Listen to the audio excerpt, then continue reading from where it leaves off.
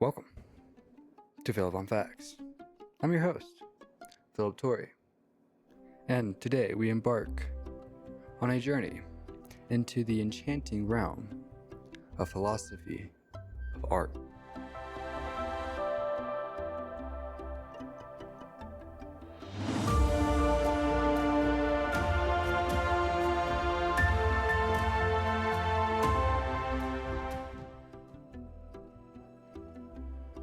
Now you might be wondering, why is the philosophy of art such a captivating and important subject for exploration? Well, let me show you a personal perspective with you.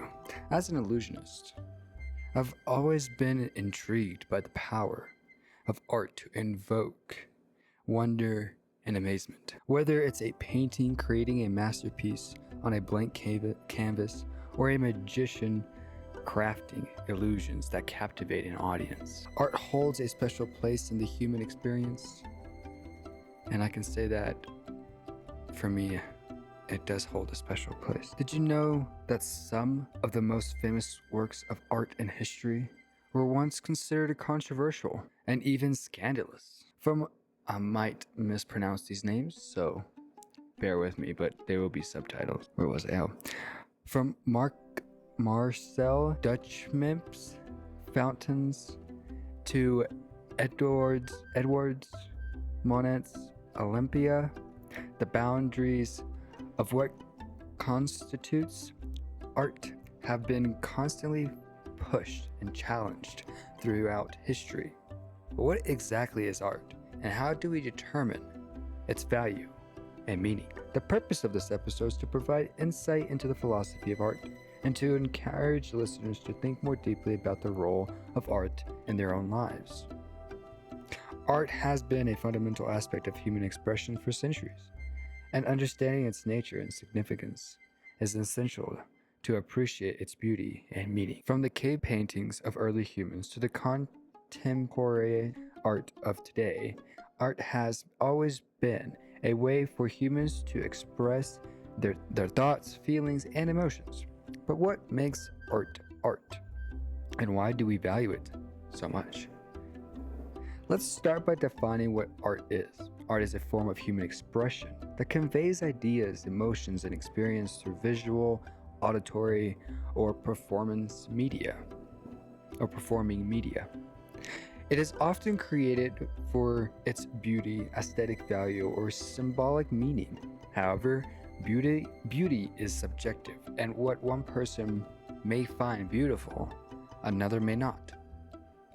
This is where philosophy of art comes in.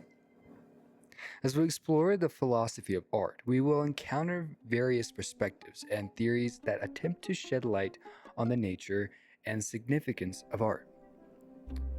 One such perspective is expressionism. Expressionists focus on the emotional or psychological impact of art. They believe that art should be a way for artists to express their innermost thoughts and feelings, and that the emotional response of the viewer is the most important aspect of a work of art. One famous example of expressionist art is Edward Munch's The Scream. The painting is known for its intense emotional expression, with the figure in the foreground screaming in agony against the backdrop of swirling colors. The painting conveys a sense of fear, anxiety, and existential dread, and is a prime example of expressionism focus on the emotional impact of art. Other famous expressionist works of art include Venice van Gogh's Starry Nights, with its known for its swirling, dreamlike quality,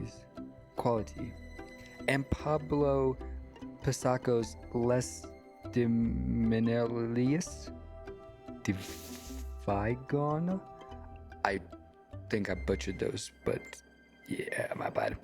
Which challenges traditional notions of beauty and forms. The philosophy of art is a branch of philosophy that explores the nature of art and its place in society. It seeks to answer questions such as what makes something a work of art? What is the relationship between art, blah, blah, blah, blah, blah, blah. Let's redo that whole thing. The philosophy of art is a branch of philosophy that explores the nature of art and its place in society. It seeks to answer questions such as what makes something a work of art? What is the relationship between the artist, the artwork, and the audience? And what is the value of art? One of the most significant debates in philosophy of art is the question of whether art is subjective or objective. Some argue that art is entirely subjective and what is considered art is solely dependent on the individual's personal taste. Others argue that there are objective standards of artistic excellence, such as technical skills or originality. Art is a subject and complex field, but some works are widely recognized as objectively excellent due to their technical skills and historical significance.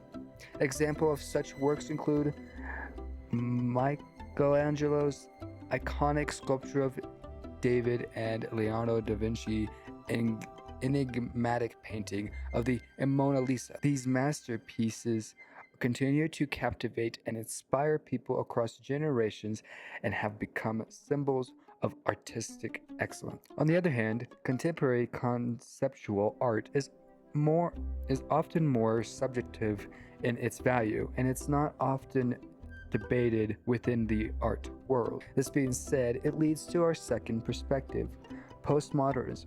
Postmodernists reject the idea that there are objective standards of artist excellence and argued that all artist judgment are subjective and culturally related. They critique the idea of a singular fixed meaning of a work of art and emphasizes the importance of interpretation and context. Artists have always experimented with new forms and ideas, challenging traditional definitions of art and beauty. Marcel's Duchamp's fountain is a prime example of this kind of art. The piece is a urinal that has been signed with a pseudonym and turned on its side, transforming a mundane object into a work of art. Duchamp's ready-made art, which involves taking everyday objects and presenting them as art, challenged the traditional notions of the artist as skilled craftsmen and emphasized the idea that art can be about concept and context rather than technique and aesthetics. This kind of art is embraced by postmodernists who reject traditional artists' standards and celebrity diversities, creativity, and individual expressions. Other examples of postmodern art include the work of Cindy Sherman, who uses photos to create staged self-portraits that critique gender stereotypes, and Jeff Nones, whose sculptures blur the lines between high and low cultures. That was a handful. Another question raised by the philosophy of art is the relationship between art and morality. Can art be morally good or bad, or is it just neutral medium for expression? Some argue that art can have a profound impact on our moral values, while others believe that it has no inherent moral significance. Adding to this perspective is aesthetics. Aesthetics is a branch of philosophy that deals with the nature of beauty, taste, and art. It seeks to understand how people perceive and respond to art, including questions about whether art has moral significance. Within aesthetics, there are several different schools of thought about the relationship between art and morality. One perspective is that art can have a profound impact on our moral values, and that some artworks can be morally good or bad. This view is often associated with the concept of moralism in art, which argues that art should be evaluated based on its moral context or message. On the other hand, there are those who believe that art is a neutral medium for expression, and that it is not the role of art to convey moral messages.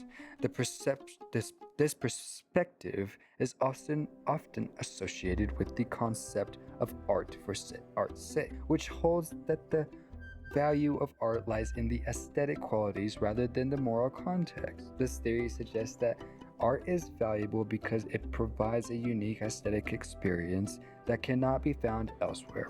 This experience involves a deep engagement with the artwork, a sense of awe or wonder, and a heightened awareness of our surroundings. Another perspective is Marxism. Marxism theorists view art. Another perspective is Marxism. Marxism theorized view art as a product of social and economic force, and argued that the value of art is determined by its ability to serve the interests of those in power.